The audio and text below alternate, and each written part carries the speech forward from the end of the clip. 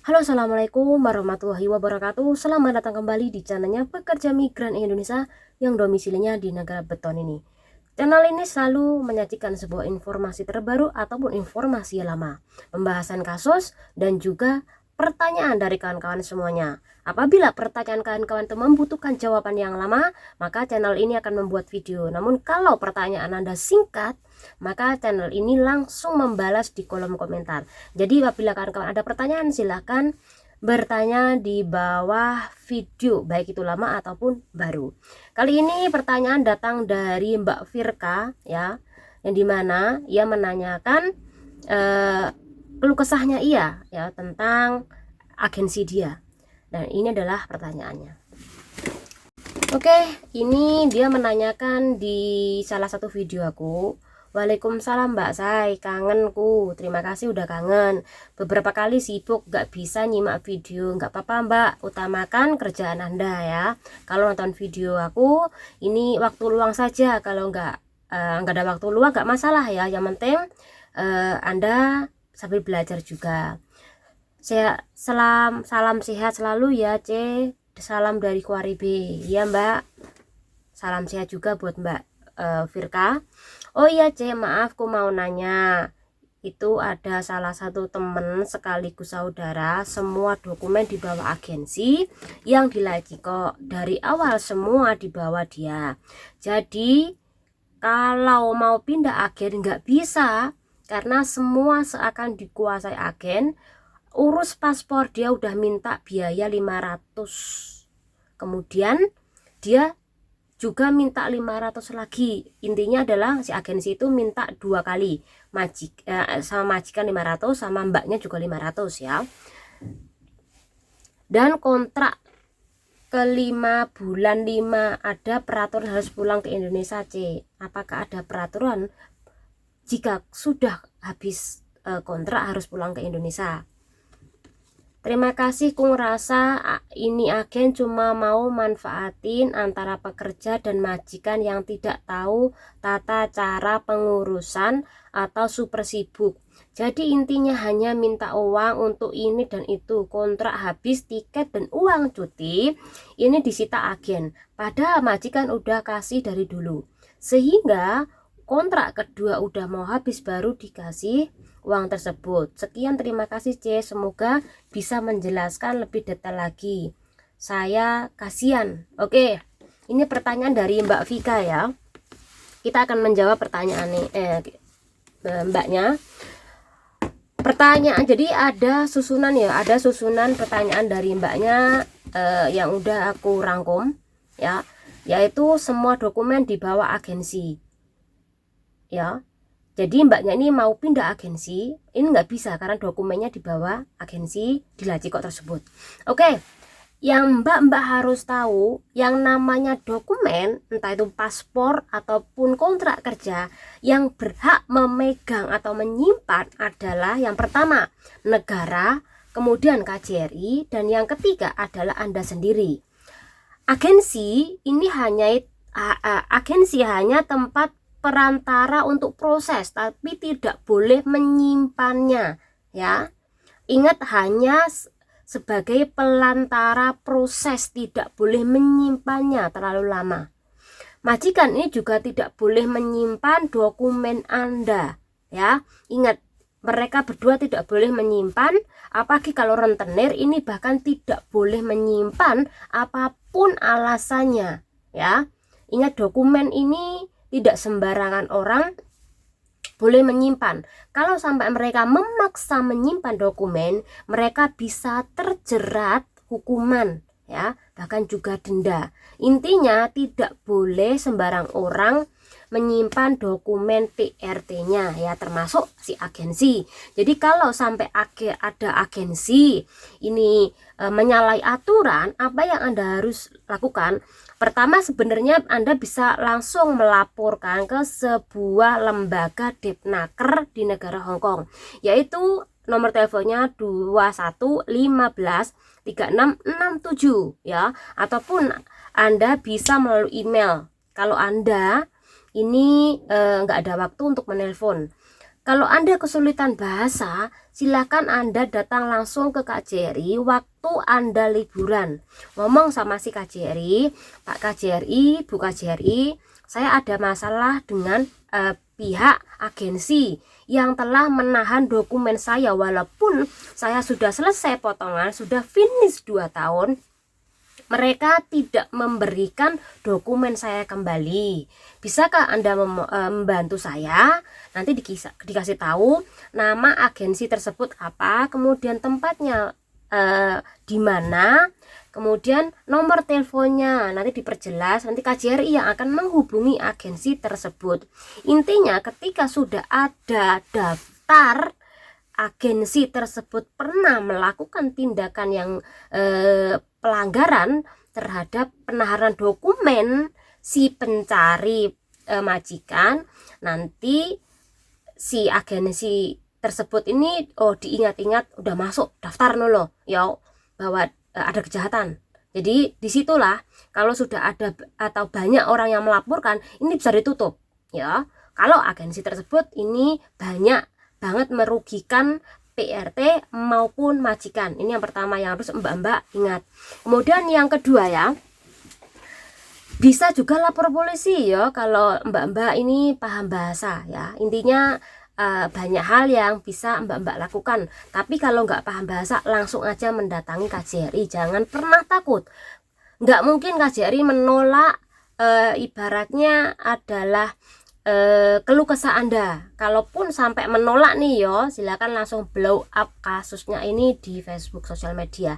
Tapi intinya nggak pernah KJRI menolak kasus-kasus mbak PRT ya, nggak mungkin lah. Oke, kemudian yang kedua, kebohongan dalam biaya ya, yang katanya biaya paspor diambil 2 orang antara PRT sama si majikan ya. Ini tidak boleh ya, tidak boleh. Ini terlalu mahal. Ini dianggap sebuah kebohongan. Sudah minta sama CC, masih minta sama si majikan. Ini sebuah kebohongan. Apa yang Anda harus lakukan? Yang pertama, harus ngomong sama majikan bahwa, bos, aku mau dimintain uang loh masalah bikin paspor ini sama agensi itu. No. Padahal itu tidak boleh ya. Silakan Anda ibaratnya rembuk. Ya, kalau sampai Anda ngomong dan suruh majikan untuk melaporkan ini ke Depnaker dan juga nomor telepon yang tadi 2115 3667, silahkan suruh majikan itu melaporkan. Jangan pernah takut ya, karena ini bisa ditindak tegas oleh Depnaker tersebut ya. Jadi yang ngurusi masalah tentang agensi, biaya yang berlebihan, kemudian kebohongan yang dilakukan oleh agensi, ini bisa dilaporkan ya. Oke, kemudian kalau Anda ini tidak mau membayar dan majikan Anda tidak mau membayar, silakan Anda bikin paspor sendiri aja melalui proses sendiri. Jadi siapkan semua dokumen. Selepas ada dokumen, silakan nanti langsung datang ke KJRI. Tapi sebelumnya Anda pastikan berapa lama paspor masa Anda habis ya. Kalau ingat, paling lama ini 6 bulan. Jadi sebelum 6 bulan masa paspor Anda habis, silahkan mengajukan ya. Intinya kalau tidak membayar harus datang sendiri, ngurus sendiri. Gampang kok mbak ya. Nanti kalau memang ada pertanyaan masalah paspor, silahkan langsung saja bertanya di bawah video ini. Nah, yang saya ini sesalkan adalah kebohongan yang dilakukan agensi, yaitu menyuruh 2 orang untuk membayar. Agensi si majikan ataupun si mbaknya, itu sudah kebohongan ya.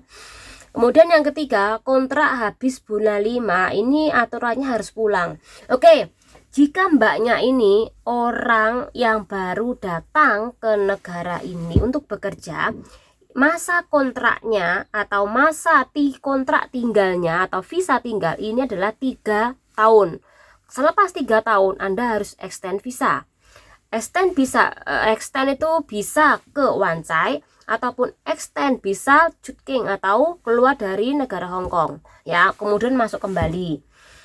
Kalau harus pulang, ini tidak diharuskan untuk pulang, tergantung dari masa paspor Anda dan berapa lama Anda tinggal di sini. Nah, ini boleh Anda extend visa di Wancai. Untuk saat ini karena kondisi COVID masih sangat mengkhawatirkan, Anda bisa extend visa di Wancai ya. Jadi tidak diharuskan untuk pulang. Intinya apa yang dikatakan si majikan si agensi itu kurang detail aja ya masalah ini ya. Intinya adalah kontrak habis ini tidak diharuskan untuk pulang ya, namun hanya Jude saja. Jude bisa kembali ke tanah air, kemudian kembali kerja lagi ke Hong Kong atau ke Makau, itu bisa ya. Oke, yang terakhir atau keempat, kontrak habis, uang tiket dan cuti tahunan diambil agensi ya, ini kata mbaknya. Kemudian diberikan lagi ini kontrak kedua, baru dikasih sama mbaknya. Oke, seharusnya aturan kalau sudah finish kontrak ini dapat dua-duanya ya, yaitu uang tiket sama cuti tahunan. Itu menjadi hak Anda ya. Kalau sampai si agensi ini ibaratnya mengambil hak Anda, silakan laporkan ke labor dan juga laporkan ke KJRI Hong Kong ya, karena ini agensi nggak baik, ini sudah tidak ada hubungannya, sudah tidak ibaratnya selesai potongan, selesai finish kontrak, ini sudah tidak ada hubungan. Mbak itu mau pindah agensi atau Mbak itu mau pindah majikan, ini tidak ada urusannya sama agensi tersebut ya.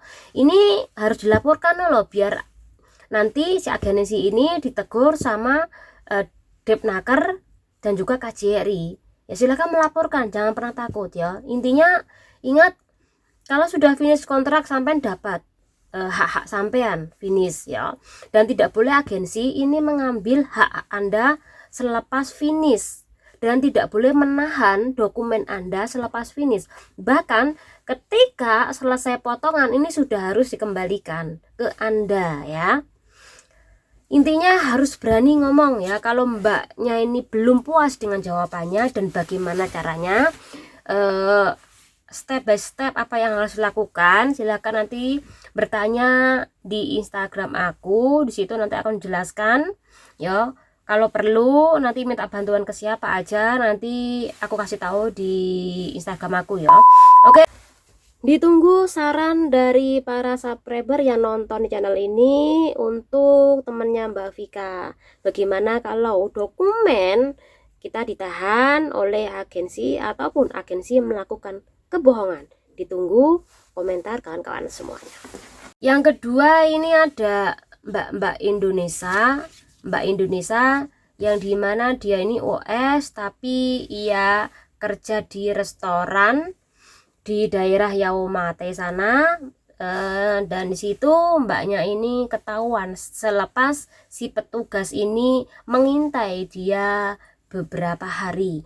Jadi si mbaknya ini dilaporkan oleh orang, entah itu sesama pegawai di sana ataupun pengunjung yang makan di restoran tersebut. Intinya kalau sudah dapat laporan bahwa ada seorang warga Indonesia ataupun PRT Indonesia yang kerja di restoran daerah Yau Ma Tei, maka bakal ada imigrasi bagian penyidikan yang akan melihat benarkah apa yang dilaporkan orang tersebut. Nah, akhirnya selepas ia diintai beberapa hari, baru ia kedapatan sedang bekerja. Nah, disitulah baru mbaknya ini ditangkap dan disidangkan. Ada dua kesalahan yang mbaknya ini lakukan. Pertama adalah melebihi izin tinggal di negara ini, padahal sudah habis masa tinggalnya dan masa kontraknya, artinya adalah US. Menyalahin aturan kerjaan yang tadinya menjadi PRT rumah tangga, ternyata dia juga ikut kerja di restoran, dan itu tidak boleh ya.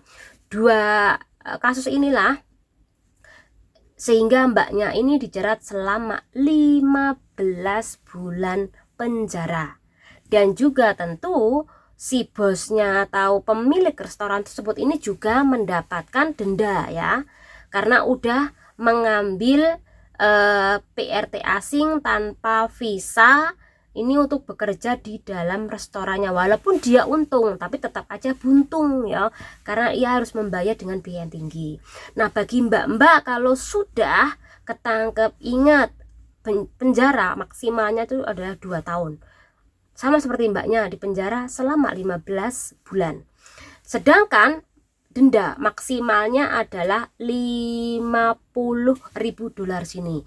Jadi berhati-hatilah buat kawan-kawan semuanya jika melakukan OS di negara orang, apalagi bekerja di restoran ataupun di toko. Bisa jadi pekerja lainnya itu melaporkan Anda, bisa jadi pelanggan itu melaporkan Anda. Intinya harus berhati-hati dan harus pandai. Channel ini undur diri. Wassalamualaikum warahmatullahi wabarakatuh.